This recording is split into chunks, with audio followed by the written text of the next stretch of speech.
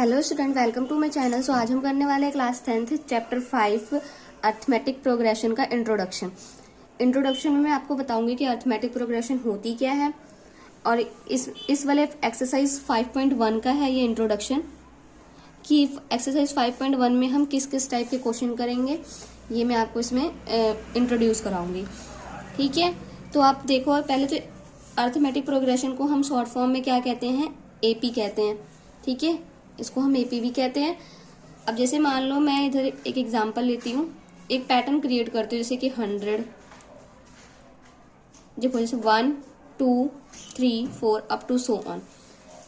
इधर देखो कुछ भी, जैसे देखो 1 में हमने क्या ऐड किया तो 2 आया, हमने 1 ऐड किया तो हमारा 2 आया, फिर 2 में 1 ऐड किया तो 3 आया, फिर 3 में 1 ऐड किया तो हमारा 4 आया। मतलब एक पैटर्न क्रिएट हो रहा है जिसमें सेम नंबर हमारे ऐड होके पैटर्न बनते जा रहे हैं।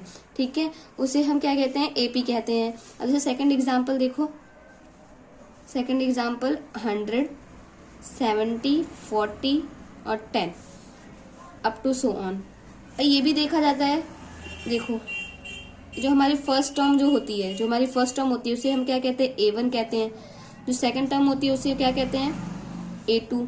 जो थर्ड टर्म होती है उसे A3। ठीक है, अब देखो जब भी हम A2 माइनस A1 करते हैं, ये हमारा A2 है, ये हमारा A1 है।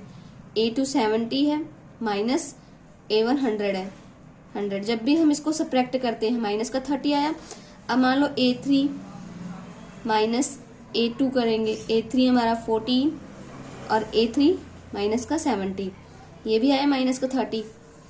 अब A4 माइनस A3, A4 कितना है 10, A3 40, सब्ट्रैक्ट करें माइनस का 30। मतलब ये हमारा क्या है, इसका डिफरेंस, कॉमन डिफरेंस देखो सेम आ रहा है। मतलब कि ये पैटर्न एक चल रहा है इसमें का कॉमन डिफरेंस सेम है। इसमें भी कॉमन डिफरेंस क्या था, 1 था। इसमें कॉमन डिफरेंस क्या है, माइनस का 30। ठीक है, तो यही चीज होता है कि कॉमन डिफरेंस, डी को हम क्या बोलते हैं, डी हमारा क्या है, कॉमन डिफरेंस।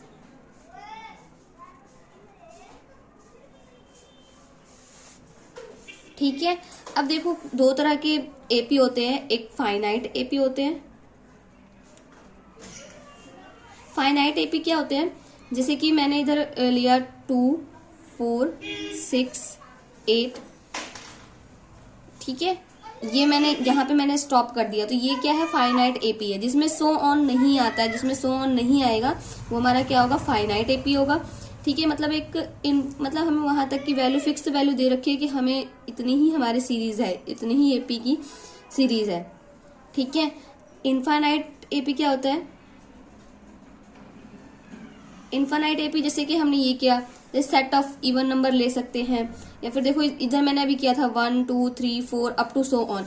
तो ये सब क्या है, जो अप टू सो ऑन आए, जैसे कि 1 2 3 4 अप टू सो ऑन आया ना, मतलब कि ये क्या है, इनफाइनाइट। ये मतलब कि वो मतलब इसका एंड नहीं है, ये एपी हमारी इनफाइनाइट तक जा रही है। तो इसीलिए मतलब कि नाम से पता चल रहा है कि ये क्या है, इनफाइनाइट एपी है। ठीक है, तो हमें इसमें किस किस टाइप के क्वेश्चन देखने को मिलेंगे। जैसे मान लो यही वाला मैंने एग्जांपल लेती हूँ, 100 वाला, 100 70 40 10 अप टू सो। इसमें देखो ये 100 क्या होता है, हमारा फर्स्ट टर्म। पहले तो हमें पता होना चाहिए कि फर्स्ट टर्म क्या होगी एपी की। First term of AP A1 हम कहेंगे, फर्स्ट टर्म को A1 कहेंगे, वो क्या है हमारा 100। A1 क्या है 100, ऐसी A2 क्या है 70, A3 क्या है 40 और A4 क्या है 10। ठीक है, अब देखो कॉमन डिफरेंस, एक तो फर्स्ट टर्म होगी। अब कॉमन डिफरेंस कैसे निकालते हैं, अभी जैसे मैंने आपको बताया, common difference A2 minus A1, common difference का सिंबल क्या है, D। A2 क्या है 70, A1 100 माइनस का 30, मतलब कि ये हमारा क्या आ गया, कॉमन डिफरेंस। तो ऐसे ही हमें इस टाइप के क्वेश्चन आएंगे कि हमें बोला होगा कि आप इसके फर्स्ट टर्म, ये हमें एक एपी दे रखी है, उसकी फर्स्ट टर्म बताओ, उसके कॉमन डिफरेंस बताओ, तो हम इसको ऐसे ही निकालेंगे। ठीक है, या फिर देखो हमें सेकंड देखो एग्जांपल में देती हूँ, जैसे किस टाइप के और क्वेश्चन आएंगे, जैसे हमें दे रखा हो कि इसके और एग्जांपल देखो, जैसे और भी हमें इस टाइप के क्वेश्चन दे रखे हो सकते हैं कि हमें फर्स्ट टर्म तो दे रखी हो, जैसे हमें क्वेश्चन दे रखा हो कि हमें फर्स्ट टर्म कितनी दे रखी है 10, और हमारे कॉमन डिफरेंस हमें दे रखा है कि वो भी 10 है, ठीक है, वैसे दे रखा है। तो आप बोल रखा होगा कि इसकी नेक्स्ट 3 टर्म और फाइंड करो, है ना, एपी हमें बना के दो, ऐसे बोल रखा होगा। तो कैसे करेंगे, A1 तो हमारा है 10, कॉमन डिफरेंस भी हमारा है D, तो A2 कैसे फाइंड करेंगे, A1 प्लस D, A1 क्या है 10 है, D क्या है 10, यह आ जाएगा 20। ऐसी A3 कैसे फाइंड करेंगे, A2 प्लस D, A2 क्या है 20, D हमने 10, 30 हो गया।